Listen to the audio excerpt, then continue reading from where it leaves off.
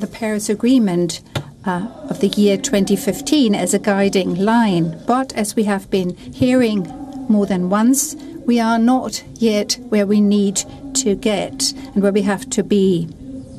The nationally determined contributions submitted and presented by the member states do not take us to what we agreed in Paris. And the world community hopes, and I would like to underline this, that we present ourselves in a better shape at the end of this conference than we found ourselves in at the beginning. It is about the NDCs, but it is very much also about how we can measure our targets and goals in a more binding way, thus providing us with a yardstick. We all know that the impact of climate change is devastating. We must and we can implement the Paris Agreement, I believe.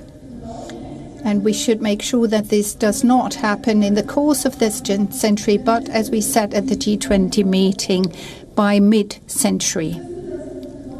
We know that the developed countries bear a special responsibility. This is especially true for the Federal Republic of Germany. And this is why we have once again increased our our NDCs. By 2030, we want to cut emissions by 65% from 1990 levels, and we want to be climate neutral by 2045. I believe it to be essential for the credibility of industrialized countries that we provide the finance we promised. Germany and Canada have taken a closer look at the delivery plan on the $100 billion pledge. We have to admit that we will only meet this goal in 2023, belatedly that is, but we're going to meet it. That, I believe, is important. Germany is already making a substantial contribution, and we intend to increase that contribution by 2025 to 6 billion euros per year. Achieving climate neutrality, that is on the one hand our objective, but on the other hand, it also is an indication of the concrete measures we have to take. We are trying to make contributions in a number of areas. With the Glasgow Leaders' Declaration on Forest and Land Use, we are strengthening the protection of forests. For me, it is important that by 2030, we put an end to forest loss globally. We have entered into a successful partnership with Colombia, where we work with Norway and the United Kingdom to further advance the protection of our forests.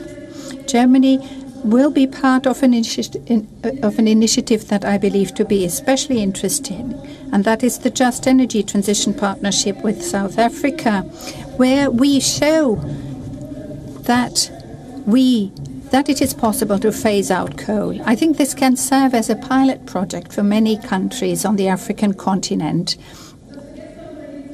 Yesterday at the G20 summit, we agreed that we want to stop the international financing of coal-based power is very important, and that we want to do so now. Ladies and gentlemen, it will not suffice if we take action only at the level of governments. If we want to achieve the transformation of our lives and our way of doing business, we need more. I thus plead in favor of putting a price on CO2 emissions. If we put a price on CO2 emissions, as we already do in the European Union, that China intends to introduce, and that needs to be developed with other countries in the world. If we develop such a price on CO2 emissions, we can ensure that our industry, our business can develop the best technologies and ways to achieve climate neutrality. It is about changing our way of doing business, our way of working. It is a comprehensive transformation, and if we achieve this, we know how to best achieve CO2-free mobility, CO2-free industry, and CO2-free processes.